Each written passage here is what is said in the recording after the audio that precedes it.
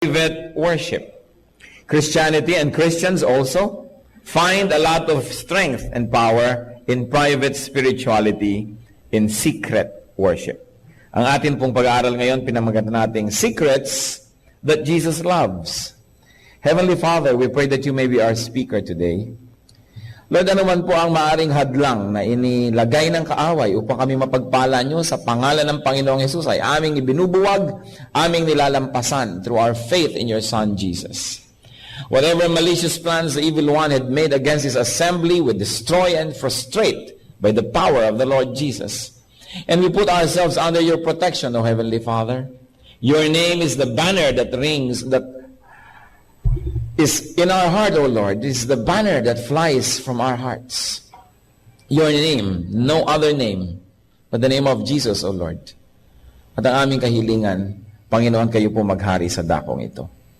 Maghari kayo sa aming kalagitnaan at higit sa lahat maghari kayo sa aming puso. Kung meron mang mga kapaitan, mga takot, mga karamdaman, kasalanan, anumang maaaring maging hadlang para kayo tuloy-tuloy ang makapagpala sa amin, Panginoon, sinusuko po namin sa inyo. Ipatawad niyo po ang aming mga kasalanan. Bigyan niyo po kami ng kalakasan at turuan niyo kami, Lord, na sa inyo lamang magtuon ang aming paningin. Teach us, Lord, to bring every thought captive to the name of your Son, Jesus. And this is what we like to do. We like you, Father, to move within our midst, to accomplish your holy purpose, to do your will. And may you purify even our motives for being here today. Ano mang nakikita niyo, Lord, na mga kagustuhan namin na hindi ka nais-nais, inyo, Panginoong, puksain sa liwanag ng inyong kaluwalhatian. At kami na pasasakop ng lubos sa inyo, asking you, do your will in our midst. We praise you and thank you, Father, and we ask you to speak to us powerfully. In Jesus' mighty name. Secrets that Jesus loves. Ano po kaya ang mga lihim at mga sikreto na kanais-nais sa Panginoon? Matthew chapter 6 verses 1 to 4. Be careful not to do your acts of righteousness before men, to be seen by them. If you do, you will have no reward from your Father in heaven. So when you give to the needy, do not announce it with trumpets, as the hypocrites do in the synagogues and on the streets, to be honored by men. I tell you the truth, they have received their reward in full. But when you give to the needy, do not let your left hand know what your right hand is doing, so that your giving may be in secret. Then your Father who is in secret, who sees what is done in secret, will reward you.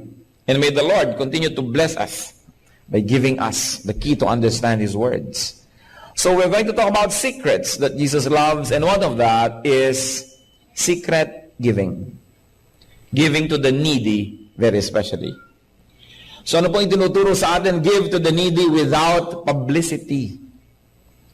Publicity and human praise will be the reward, and it's all the reward that you will ever get. Because God will no longer reward and repay you when people already honor you. Kaya hindi dapat na ipinagmamalaki, ipinagyayabang, ipinamamalita ang mga pagbibigay natin, lalong-lalo sa mga nangangailangan, sapagkat oras na tayo napuri na ng tao, naparangalan na ng tao, nabigyan pa ng plake, na ipagpagawa ng monumento, kung ano man yon, wala na tayong maaasahan pa na gantimpala mula sa Panginoon. Because God rewards openly good deeds that are done secretly. Yan po ang sinasabi ng ating binasa. At kung ididiin natin yung mga original words, talagang the reward is given openly to good deeds done secretly. Ano po yung rationale behind that principle? Because all good things come from the Father. Wala naman tayong production ng good things Ang Panginoon ang nagbibigay, tinatanggap lang natin. At kung tayo nakikinig sa kanyang tinig, ibinibigay natin doon sa pinagbibigyan niya, ipinadadaan lang sa atin, pero merong tunay na dapat puntahan. At kung hindi natin nilalabag ang kalooban ng Diyos, pinadadaloy natin yung pagpapala, inaabot natin sa tunay na dapat puntahan. Ano ngayon ang kapuri-puri tungkol sa atin doon? Sabi nga ng matatanda, wala namang humahawak ng palayok na di nauulingan. Kaya kung tayo'y daanan man ng pagpapala tungo sa iba, siguradong meron na rin natira sa atin at meron na rin tayong napala, bagamat hindi lahat-lahat ay naging atin, pero tayo na rin yung unang nag-benefit doon. So hindi natin pwedeng sabihin na tayo'y giver, tayo'y mga taga-abot lamang. At napakabuti ng Panginoon na maging yung taga-abot, may natitira para sa Kanya. O sige, bilang taga-abot, ito'y para sa iyo. Ngayon yung iba, iabot mo na. Kaya hindi marapat na sobrang naitatanghal ang pag-aabot sapagkat ang Panginoon naaagawan ng kaluwalhatian. James 1:17, every good and perfect gift is from above, coming down from the Father of the heavenly lights, who does not change like shifting shadows. So the Father is the real source, the Father is the real giver.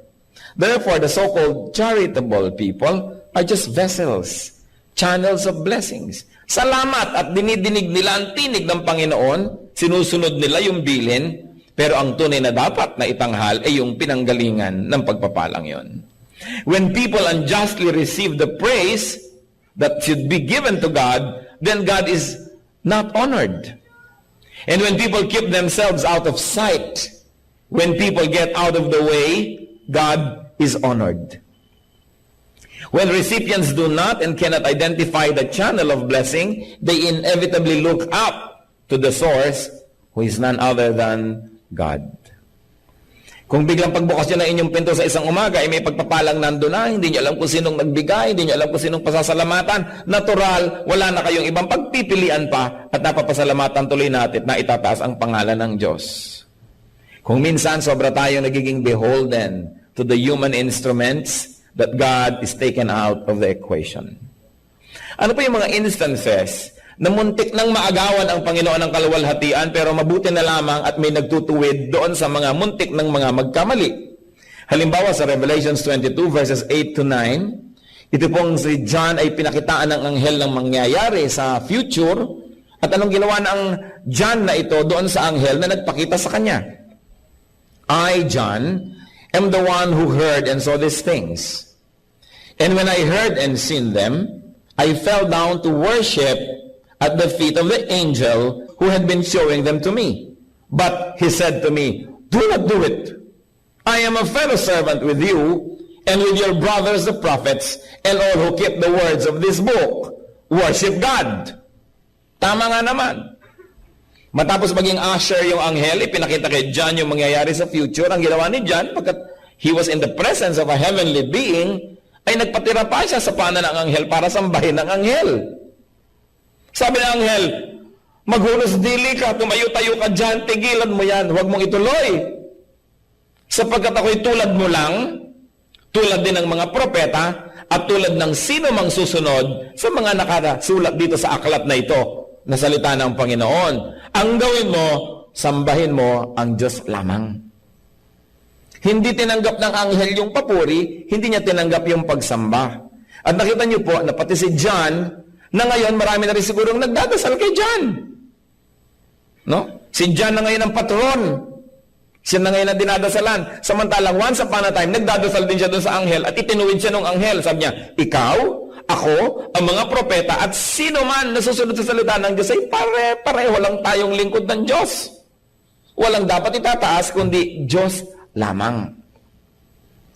Ito pong si Peter, na ngayon dinadasalan na rin ng marami, once upon a time, meron ding nagtangkang lumuhod sa kanyang harapan. Sa Acts chapter 10, 25 to 26. As Peter entered the house, Cornelius met him and fell at his feet in reverence. But Peter made him get up. Stand up, he said, I am only a man myself. So si Pedro, sinikap din na luhuran itong si Cornelius. Sapagkat ang pakiramdam ni Cornelius, banal na tao ito, lingkod ng Diyos, makaluhod. Sabi ng Pedro, tumayo-tayo ka kapatid, nakakahiya sa Diyos ang ginagawa mo. Tao lang ako. Pero ngayon, marami pa rin lumuluhod, hindi lang kay Pedro, kundi sa rebulto ni Pedro. Kaya yung rebulto yung makakapagsalita, sabi, mahiya-hiya ka, tumayo-tayo ka dyan. At pakidurog-durog mo ako, sapagkat hindi ako dapat narito, pinagbabawal ito ng second commandment, at di ka dapat lumuhod sa akin, ipinagbabawal ng first commandment. Nakita nyo kung nabubuhay lang yung mga yan ngayon, sila mismo ang number 1 na aangal sa ginagawa ng maraming tao sa kanila. At ang Panginoong Jesus, minsang naglalakad, may isang babaeng pumapapel. Luke 11, 27 to 28. As Jesus was saying these things, a woman in the crowd called out, Blessed is the mother who gave you birth and nursed you. He replied, Blessed rather are those who hear the word of God and obey it. So sabi nito isang babae nagmamagaling, pinagpala ang babae nagsilang sa iyo at nagpasuso sa iyo. At sinabi niya, ang tunay na pinagpala, yung nakakarinig ng salitang ito, nakikinig at sumusunod. Itinutuwid, sapagkat kung sino-sino ang binibigyan ng honor ng mga tao, liban sa Diyos at sa salita na nanggaling mismo sa Diyos. Kung magbabasa lang ng Biblia ang ating mga kababayan, maraming mga kabaliwan ang dali-daling mapapanaw. Mga pagsamba kong kani-kanino, pagluhod kong kani-kanino, pagdarasal kong kani-kanino, ang binibigyan ng papuri kung sino-sino. Ang binibigyan ng pasalamat kung sino-sino. Ay salamat tumigil ang baha. Bakit? Kasi nagdasal kami dito. Ay salamat tumigil ang bagyo. Ay salamat nagkaroon tayo ng mapayapang gobyerno. Ay salamat nagkaroon tayo ng ganito. Kanina nagpapasalamat hindi sa Diyos kung kani-kanino. Kaya di naman matapos-tapos ang mga pasanin na inihahampas sa atin ng langit sapagkat hindi tayo kumikilala sa tunay na dapat kilalanin. When God is honored, when truth operates, God blesses. Sapagkat ang karangalan ay para lang sa Diyos. Siya lang ang bagay tumanggap ng ganong mga bagay. Ngayon po, kailan ba maaaring halimbawang magbigay ka na nakikita ng iba? Kasi ang sinasabi natin, nagbibigay tayo na hindi ka tayo nakikita ng iba. Kailan kaya pwede na nagbibigay ka ng hindi nakikita ng iba? One is giving to the needy, to instruct, or to inspire, or to set an example. Halimbawa, nagbibigay kayo sa mga nangangailangan, nakikita ng inyong anak, nakikita ng mga bata, di mabuting nakikita nila para nagkakaroon ng halimbawa. O nakikita tayo ng iba para naman tayo itularan, para makita rin nila, ma-inspire din sila, pero wala tayong mga iniisip to promote ourselves. But at the least, we allow our good deeds to be seen so that they may become good examples to others. And also, kung minsan, yung mga good deeds natin, ina-announce natin to promote order. Halimbawa, magdodonate kayo sa isang church, sa isang institution, hihingi kayo ng resibo. Hindi dahil gusto nyo mapalagay ang pangalan nyo sa resibo, hindi dahil gusto nyo purihin ang inyong sarili, kundi para magkaroon ng kaayusan. Baka naman yung pinag-abutan ninyo, hindi na makarating doon sa kaban, yung dapat na makarating doon, kaya hihingi tayo ng resibo, hindi masama yun. And I urge Christians, whenever you give, lalong-lalo hindi kasabay ng collection o ng offering, individually, ibinibigay-bigay, huwag kayong abot ng abot kung kani-kanino. At dapat humihingi kayo ng receipt para merong kaayusan. Yung iba kasi sobrang polite, teka po, igagawa ko kayong receipt, wag na, may tiwala naman ako sa'yo. Hindi naman yung pagtitiwala nyo o kawalan ng tiwala ang pinag-uusapan, kundi para may kaayusan. Kaya hindi rin natin itinatago, yung ba may public offering, nagbibigay din tayo, kasi public collection, talaga namang isa-isang mag-abot, di ang haba na ng istorya nun. So, to promote order, it's also not so bad, no? Not bad at all, na makita rin ng iba. And of course, it is not bad to be seen when there is no intention to glorify ourselves. Kaya sasabi sa 1 Samuel 16 verse 7, the Lord looks at the heart. Sa puso naman natin tumitingin ang Panginoon. So there are actions that have to be made public to set an example or to instruct. So what is good whenever it comes to giving? It's good whenever there's a giver and a recipient. It's good. But what is better? When the giver is unknown, it is better. And what is best? When even the recipient is unknown to the giver. Na nagbibigay tayo na hindi ka nagbibigay na alam mo yung binigyan. Kaya tuloy kung minsan may superiority complex ka na rin. Nagde-demand ka na rin ng special treatment. Kasi binibigyan mo. Akala mo na rin kasi ikaw yung nagbibigay. Pero siyempre, you don't throw naman your good things in the air at bahala na kung kanino mapunta yon. Hindi ganon. But sometimes there are institutions we can trust. Na ito po ang gusto kong itulong kung kaninong nangangailangan, kayong nakakaalam kung sino yon, kayo na ang magparating. Maski hindi ko na malaman kung sino yon. Pero kailangan siyempre napatunayan na ng institusyon na katiwa-tiwala naman na gawin ang ganong mga transaksyon. So, secret giving is honorable to God. What else? Matthew 6, verses 5 to 6. And when you pray, do not be like the hypocrites. For they love to pray standing in the synagogues and on the street corners to be seen by men. I tell you the truth, they have received their reward in full. But when you pray, go into your room, close the door, and pray to your Father who is unseen. Then your Father who sees in what is done in secret will reward you. And may I be emphatic, this is the Lord Jesus speaking. Pati po yung ating binasa kanina na tungkol sa secret giving. Ito yung tinatawag na Beatitudes ng Panginoon, yung kanyang mga sermon na galing yan mismo sa kanyang labi. So what other secret is loved by Jesus? Secret prayer. So do not pray for the sake of publicity. Do not pray for the sake of show. Those who are recognized, praised, and honored by people because of praying will get only that, human recognition. Wala nang hihigit pa ron, yun na. Pag napuri ka ng tao, uy, siya madadasalin, uy, siya ay banal. Naku, purihin ng Panginoon, madasalin itong kapatid na ito. Napuri ka na ng tao, wala ka na dapat antayin na papuri pa mula sa Panginoon. So what can we learn? Is to value private prayer. We should pray privately. To pray secretly. Those who pray secretly will be rewarded openly by God. Makikita ng tao na talagang nire-reward ka ng Panginoon, binebless ka. Hindi maitatago, hindi maikukubli. And what's the rationale behind this? People who pray publicly and openly usually get the credit. They usually get the honor. And then usually, people become dependent on them. Ay, naku, wala pa ang ating mga prayer warrior, paano na kaya tayo? Ay, naku, wala yung mga prayer leaders natin, paano na kaya tayo? Bakit wala ba yung Diyos? Pag may isang taong gustong mag-pray, nandun naman ang Diyos na peprayan, di kumpleto na ang mga pangangailangan. But sometimes, self-styled prayer leaders and prayer teams can make themselves look so indispensable that people now forget that there is God.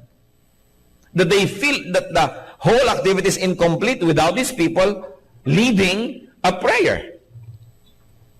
So ang mga nagiging hindi po maganda are people's dependence on prayer warriors, people's dependence on special prayer personalities. Naku, paano kaya ako gagaling? Wala si ganito na nagpe-pray for healing. Bakit wala ba ang Diyos? O wala ka bang kakayahan manalangin? Manalangin ka. Ang Diyos ang mahalaga. Pag may nananalangin at may pinapanalanginan na Diyos, kumpleto na yon. Kaya kung minsan, some people can make themselves look so important as if prayer would not be complete without them. Naaagaw ang kaluwalhatian ng Diyos. Lalong-lalo yung mga inaasahan natin, prayer for healing. Siyempre, you become emotionally dependent. Pagka may mga tao na, eto nananalangin para ka gumaling. May mga palapat-lapat pa ng mga kamay, mga papunas-punas sa mga langis-langis at pakaway-kaway ng mga panyo-panyo, kung ano-ano na yung mga props. Alam natin niya, itinuturo sa scripture na anointing of oil, hindi for its sacramental value. Hindi yung dahil in-anoint ka, may value yon at merong pampagaling yon. Yung context ng anoint the sick with oil is for its hygienic purpose and for its social purpose. Ibig sabihin, pabanguhan na yan, lotion na. Ibig sabihin, i-claim natin gagaling na, babango na yan at makikihalubilo sa atin, so anoint with oil. Hindi yung pinahiran mo ng oil, nagpagaling tuloy yung oil. Nagiging superstitious ang mga tao. Ay, paano tayo gagaling? Walang oil. Ay, paano tayo gagaling? Walang panyong puti. Ay, paano tayo gagaling? Walang palaspas. Paano tayo gagaling? Walang ganito. Anything that you place between you and God becomes an idol. Anyone that you place between you and God also become an idol. Kaya malinaw sa atin dapat yun. Even the Lord wanted His healing ministries to be kept secret. Ang nakakapagtaka, ang Panginoon, inililihim ang kanyang healing ministries, tapos meron namang mga tao na yun ay pinakakabunyag-bunyag at yan ang pinakakapromote-promote healing ministry. Baligtad. Sa Luke 8:56, isang batang babayang namatay at binuhay muli ng Panginoon at matapos buhayin mula sa kamatayan, her parents were astonished. But He, meaning the Lord Jesus, ordered them not to tell anyone what had happened. At sa Matthew 7:36, isa pong deaf and mute, isang bingi at pipi, ang pinagaling ng Panginoon, at pagkatapos anong utos niya? Jesus commanded them not to tell anyone.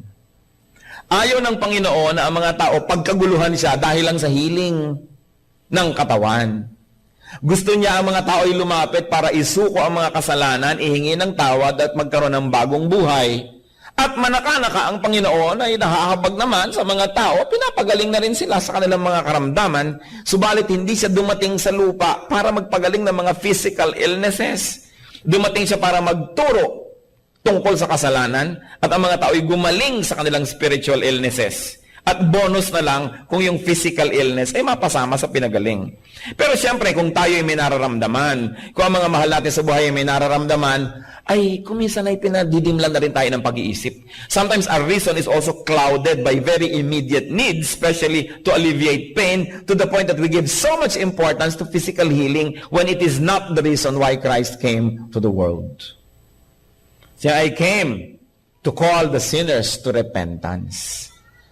Kaya mag-ingat-ingat din tayo sa mga ministry ng mga healing na wala namang mga repentance itinuturo. Dumating kayo lahat sa luneta at sa isang iglap, gagaling kayo na hindi malamang tinuturoan ng Espiritu na magsisi sa kasalanan, hindi tinuturoan ang magpasakop sa Diyos. Ang inuuna, physical lang. Kung physical, gumaling ka. Tapos, paglakad mo sa mandaroon, ay nasagasaan ka ng jeep at namatay ka rin, nagpunta ka pa rin sa impyerno, di baliwala. Kaya importante, inuuna yung Espiritu. The Lord never emphasized the healing aspect of that ministry. Dahil lamang case to case, papagalingin niya, nahahabag siya. Pero hindi siya nagkaroon ng healing crusade kahit kailan.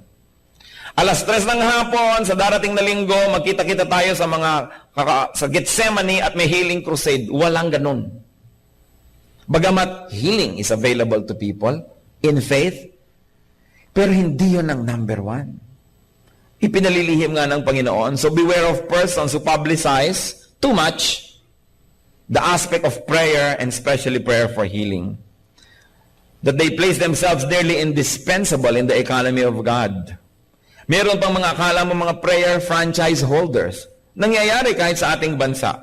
There was once when there was a group who wanted to lead a big prayer rally. No? At mayroong tumutol na grupo, sabi, prayer yan, dapat kami. Kasi kami ang kilala na prayer ministry. Bakit kayo? At kutakot-takot na sigalot ang nangyari on national level, mga kapatid, kung sino ang dapat manguna sa prayer. Nakakahiya. Kasi walang may franchise sa prayer, ang lahat ng anak ng Diyos ay maaari manalangin at dapat manalangin. Hindi masyadong ini-specialize ng ganyan mga bagay na yung mga iba hindi na nagpe-pray kasi meron namang prayer warrior na nagpe-pray. Everybody should be prayerful. So, kailangan nakikita po yung even our secret prayer. Importante yung public prayer kung ito ay talagang collective prayer, nakikita ang ating unity, pero hindi yun ang lahat-lahat. Napakahalaga rin po ng personal, secret prayer na kayo lang at ang Diyos ang nag-uusap. It is important. At ano pa po ang gusto ng Panginoon ng mga lihim sa ating buhay? Matthew 6:16 to 18. When you fast, do not look somber as the hypocrites do, for they disfigure their faces to show men they are fasting. I tell you the truth, they have received their reward in full. But when you fast, put oil on your head. Ito na naman yung anoint people with oil. Hindi ito for healing, kundi parang pabango, pampapresko. It is really for hygiene and for social use. When you fast, put oil on your head and wash your face, so that it will not be obvious to men that you are fasting, but only to your Father who is unseen. And your Father who sees what is done in secret will reward you. So ano pong mahalaga? The secret that Jesus loves? Secret fasting. Fasting should not be announced through physical display. Huy, bakit ganyan ang mukha mo? Humpak na humpak ang pisngi mo. Nagfa-fast kasi ako eh. Sacrifice should not be announced through any hint. Na, alam mo, hindi na kami kakain ngayon eh. Nag-iisip nga kami ng lunch ngayon eh. Bakit? Eh kasi ipapadala namin sa charity ang aming pang-lunch. Huwag na kayong maingay. Huwag nang ipagmakaingay pa. Self-denial and sacrifice, works of piety, should not be leaked, should not be suggested or hinted, should not be publicized for self-glorification. Mahalaga yung privately. Ang Panginoon lang nakakakita. Being praised by people when you fast or sacrifice is all the reward that show-offs will get. Wala nang iba. Kaya dapat po tayong mga anak ng Diyos na nagpapahalaga na tayo ay makabigay ng kaluguran sa Diyos, na ang Panginoon ay matuwa sa atin, pinakakalihim-lihim natin ang mga ginagawa nating mabuti, pinakakalihim-lihim natin ating mga sakripisyo, hindi natin binubunyag-bunyag, sapagkat oras na ikaw ay itinanghal na ng tao, yun na ang premyo mo, wala nang iba. At hindi lang premyo, kundi baka na-offend pa ang Panginoon kasi naagawan mo siya ng kaluwalhatian. Pious acts done secretly are openly rewarded by God. Hindi yung magbibigay ka ng donation at cheque kasing laki ng blackboard. Para kitang-kita ng camera, malaki pa sa tao, no? Para maluwalhati ka. Hindi naman charity yan eh. Bigay po ng kumpanya, naka-charge sa advertising fund nila yan. Hindi yan talaga ibinigay. Yan ay advertising. Kasi habang inaabot, yun naman pobreng umaabot, malaki pa sa kanya yung litrato ng cheque. Actually, tingnan nyo kung saan naka-charge sa advertising. Hindi nagbigay, nag-invest. Fasting or giving must be done in secret. And fasting persons and fasting societies get praise. They get the praise. Sa kanila nagkakaroon ng sobrang utang na loob yung mga tao. Nawawala ang Diyos sa equation. Kaya naman, nawawala ng kabuluhan. Tatlong mga secrets that Jesus loves. Secret prayer, secret giving, secret fasting. Ano po ang context ng pagtuturo ng Panginoon ito? The Lord was reacting to and correcting and balancing the religious orientation of His time, of the people of His time. The people have become too public and showy. They have become performers. Religion has become a show, and people have become pleasers of men. There was too much emphasis to public and outward religiosity. Puro na lang pang outward. Ano ang isusuot ng mga pare?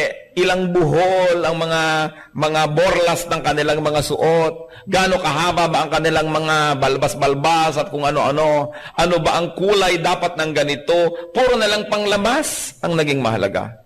Kailan tatayo, kailan uupo, kailan luluhod. Nagiging ritual ang pananampalataya. Kahit na magmemorya ka ng panalangin, bigkasin mo ng bigkasin ang hindi mo naman naiintindihan at dinidibdib, panglabas. At ito po ang gustong ituwid ng Panginoon. Nag-focus lang nga siya sa fasting, sa prayer at sa giving, pero pwede natin itong palawakin sa lahat ng larangan ng ating pananampalataya na hindi lang yung nakikita ng kapwa ang mahalaga, kundi kung ano yung nangyayari sa ating kalooban, kung ano yung private. Tulad ng binanggit sa nauna nating mensahe, hindi lang good manners ang hinahanap sa atin ng Diyos, na nakangiti ka pero naiinis ka sa iyong kapwa, nakangiti ka, at least nakangiti ka, may good manners ka. But spirituality is beyond good manners. Dapat nakangiti ka pero hindi ka naman galit sa loob, kundi nakangiti ka sa labas at sa loob ay nakangiti ka rin kahit talagang tunay siyang nakakainis kasi tayo ay nagbago na, marunong tayo magpatawad, marunong tayo magpasensya, so nakangiti ka sa labas pero hindi lang etiquette, kundi yun ang tunay mong niloloob. Mahalaga na nag-a-agree yung nasa loob at nasa labas. Kasi pag hindi nag-a-agree yung nasa loob at nasa labas, nagkakaroon tayong sakit. Nagpapanggap ka. Sobra ang stress ng iyong buhay. Ngayon ang sasabihin niya, di hindi na ako magpapanggap, talagang kakalmutin ko na yung kinakainisan ko. Hindi naman. First step yung nagtitimpi ka, panglabas, mukha kang maayos at payapa, maganda, pero lagyan niya ng counterpart sa loob. Ibig sabihin, nagbagong loob na tayo, naghunos dili, kaya yung tunay na pinanggagalingan ng ngiting yun, ay isang pusong nakangiti rin doon sa loob. Pagbabago sa kalooban. Kadalasan ang ginagawa ng maraming Kristiyano is nothing but just good manners. Kumusta ka kapatid? Nagkakamayan pa rin anino nila, nagsusuntukan. Hindi sapat yun, bagamat at least hindi tunay na nagsuntukan physically. Pero pag nagsusuntukan kayo spiritually, kahit physically, nagkakamayan kayo, ang nakikita ng langit ay yung parehong yun. At ang mahalaga, yung spiritual reality. Because God looks at the heart. So it is not enough that we are cordial. It is not enough that we are polite. But we must always surrender ourselves to the work of the Holy Spirit so that inwardly we have really become kind and good and gracious and forgiving. That it is really what is depicted outside, yung totoong nangyayari sa ating kalooban. Ang mahalaga po, tulad ng sinasabi sa 1 Peter 3:3-4, your beauty should not come from outward adornment, such as braided hair and the wearing of gold jewelry and fine clothes. Instead, it should be that of your inner self, the unfading beauty of a gentle and quiet spirit, which is of great worth in God's sight. Now, before you get 1 Peter wrongly, hindi niya sinasabing huwag kayong magsuklay. Hindi niya sinasabing huwag kayong magsuot ng magagarang mga kagamitan o kahit ng mga alahas, lalo't malinis naman ang pinanggalingan. Hindi po yun. Ang sinasabi, hindi sapat na maganda ang nasa labas, tapos pangit ang nasa loob. Kailangan unahin nyo yung nasa loob. Pero hindi naman sinasabing kung maganda ang yung kalooban, hindi baling pangit na yung nasa labas. Hindi yan, kasi people treated this as extreme eh. Minamaliit na nila yung mga nag-aayos, nagpupustura. Hindi yung masama. Lalo't galing naman sa mabuti yung isinusuot nyo sa inyong katawan. Ang point, hindi yun ang mahalaga kung sa kalooban naman ay napakapangit. Ngayon, maganda ka na sa loob at sa labas pa, di glory to God. Salamat. Because God is a God of beauty. So in giving, what matters is it is not what is openly given, but what is secretly withheld. Di po ba pinag-uusapan nga natin, hindi lang yung nakikita sa labas ang mahalaga, kundi yung nasa loob? Kaya kahit naman sa giving, hindi lang din yung nakikita sa labas ang mahalaga, kundi yung nasa loob. Not only what is openly given, but also what is secretly withheld. So Mark 12:42-44. But a poor widow came and put in 2 very small copper coins, worth only a fraction of a penny. So sa collection box noong temple. Calling his disciples to him, Jesus said, I tell you the truth, the poor widow has put more into the treasury than all the others. Paano nangyari yun? Dadalawang kusing lang yung hinulog niya, yung iba ang lalakas, bagsakan. Nung nagbagsak yung mga mayayaman, blag, siguro yung magbarya nila. Itong babae naman, sabi, tik. Kasi ang liit-liit nung coin hinulog. Pero sabi nila, pinakamaraming hinulog yan. Paano po nangyari? Sabi niya sa verse 44, they gave out of their wealth. But she, out of her poverty, put in everything, all she had to live on. So hindi lang pala mahalaga yung publicly nakikita na binibigay natin na amount, kundi yung privately, yung pang natira, yung pala ang tinitingnan ng Panginoon. Hindi naman pinigil ng Lord yung babaeng, kawawa ka naman babae, exempted ka na, mahirap ka naman, huwag ka na magbigay. Hindi pinigil. Yung bakit hindi pinigil? Kasi alam naman ng Panginoon, yung binibigay natin, minumultiply niya. So habang nagbibigay tayo, hindi niya tayo pinipigil para siya may mamultiply. Hindi katulad ng attitude ng maraming kapwa natin mahirap. Mahirap naman kami, kayo na lang ang taya. Merong need yung church, yun na lang mayayamang pamilya ang magbigay. Kami na lang dito ang taga-upo, sila magbigay ng silya. Merong mga handaan, meron tayong magdadala ng kani-kanyang mga dala. Mahirap naman kami, hindi na kami magdadala, kayo na lang mayaman. Kaya tuloy lalo yung gumayaman yung mayaman kasi nagbibigay sila, anong mumultiply ng Diyos? Yun naman mga makukunat, ayaw magbigay, ayan, anong mumultiply ng Panginoon? Di wala. Kung bakit meron tayong mentality, mayaman ka naman, kaya bigyan mo ako. Mga empleyado, mayaman na yung may-ari natin, nakawa na lang natin siya. Mayaman naman siya ikaw ba nagpayaman? Kung hindi ka naman katulong nagpunta ng kayamanan, bakit kasama ka ngayon kumukot-kot nun at gusto mong kumuha rin? Yung ito pong mentality na ito kailangan maiba.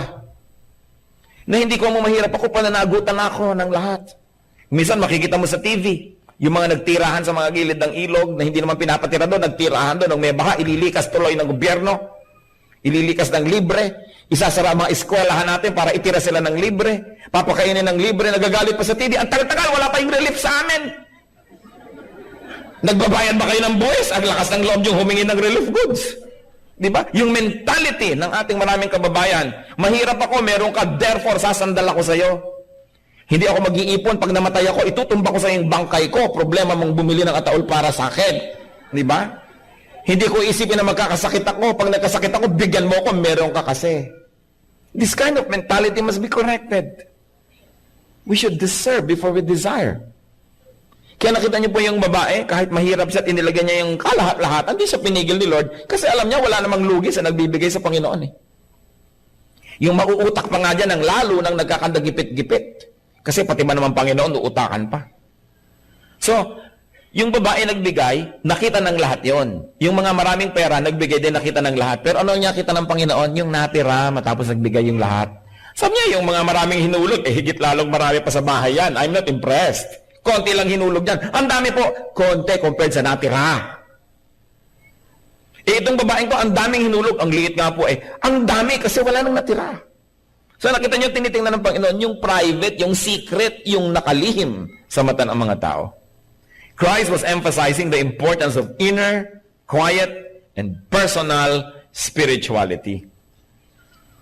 Ano po ang ating buhay? Kumusta naman? Is our open religiosity matched by and grounded on and energized by our inner spirituality? Ang pag-worship niyo po ba, kasabay tayong lahat, merong katumbas na private worship nyo? Sa inyong silid, sa inyong bahay, sa ilalim ng puno, kung saan man na, kayo lang ng Diyos sa nag-uusap, nag-worship kayo. Ang atin pong public prayer na tayo, lahat ay yumuko, ipikit ang mata at magdasal at sabay-sabay naman tayo. Meron po ba kayong panalangin na private lang? Kayo lang ng Diyos ang nag-uusap. Mahalaga yun. Ang ating mga ginagawang mga kabutihan sa panglabas, naroon ba't may katumbas doon sa loob?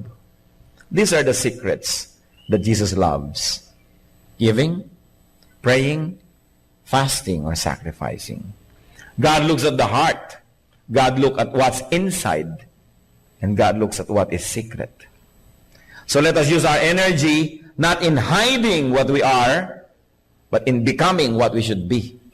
Dapat tayo po mga anak ng Diyos, maging totoo sa loob. Sapagkat ang spiritualidad natin ay hindi isang palabas, hindi siya show business, dapat ito po ay spiritual, totoo sa loob. Let us continue to nourish our spiritual and private spirituality.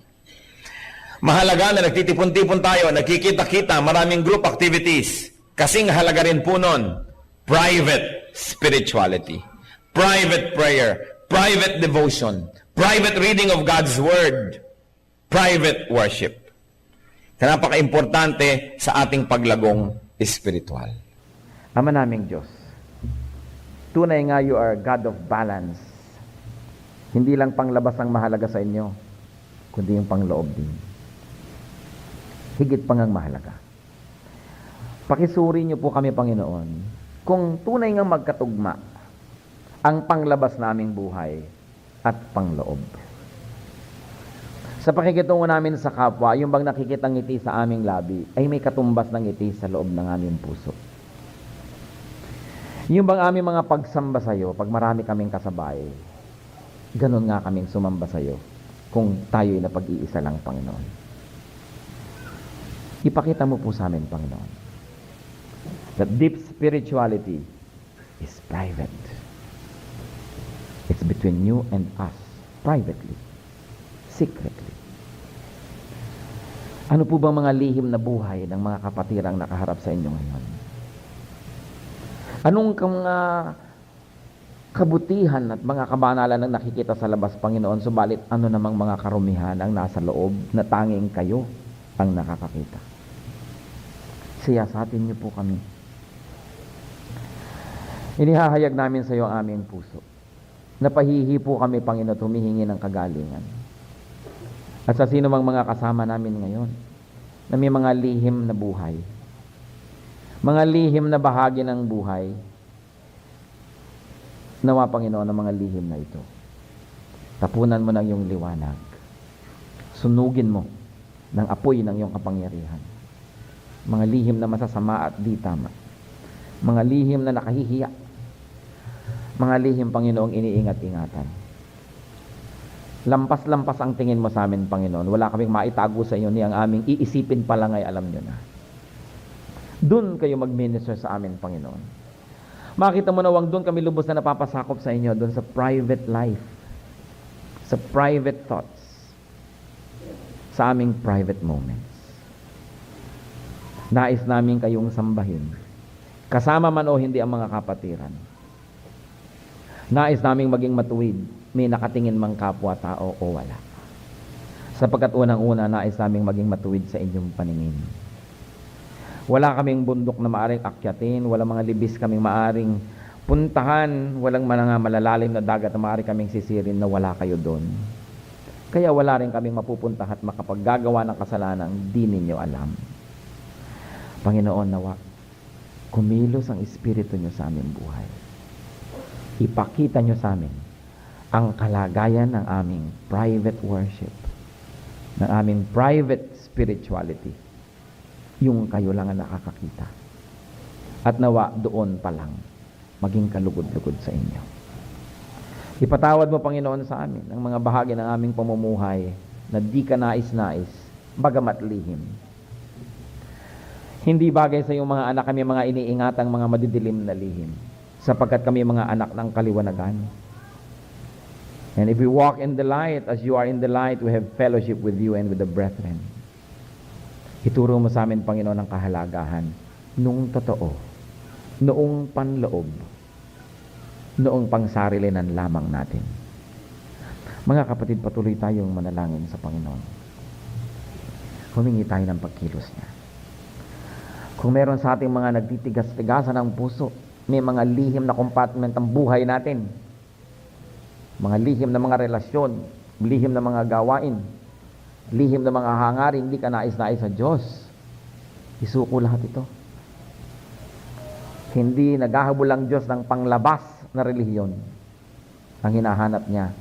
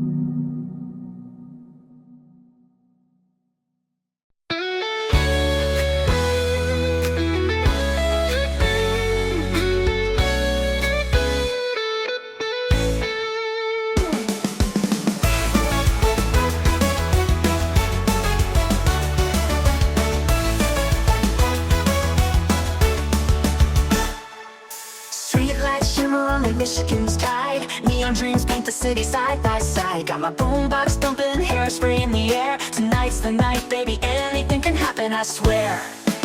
He's got eyes like fire, a smile like a summer day.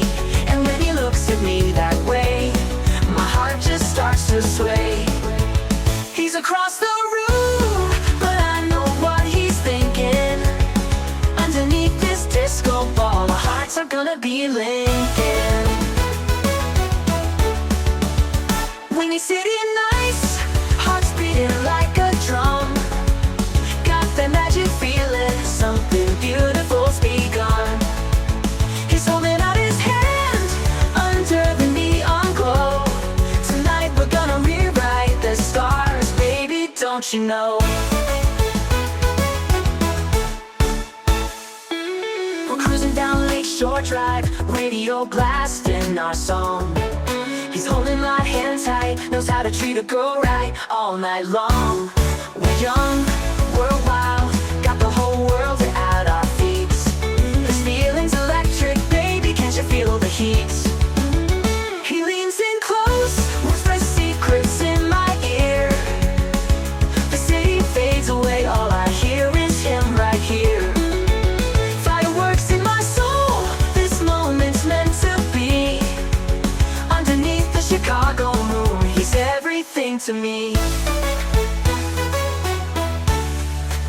He's got eyes like fire, a smile like a summer day. And when he looks at me that way, my heart just starts to sway.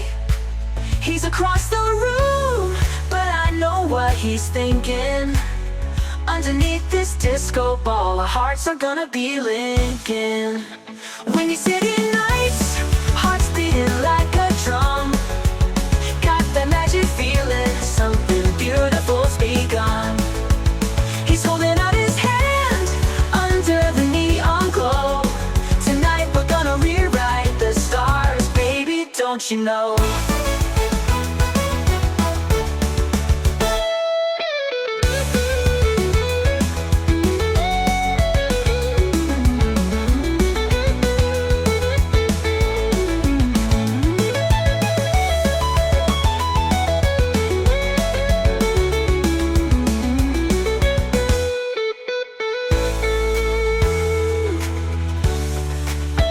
When you're sitting nights, hearts beating like a drum. Got that magic feeling, something beautiful's begun. He's holding out his hand under the neon glow. Tonight we're gonna rewrite the stars, baby, don't you know?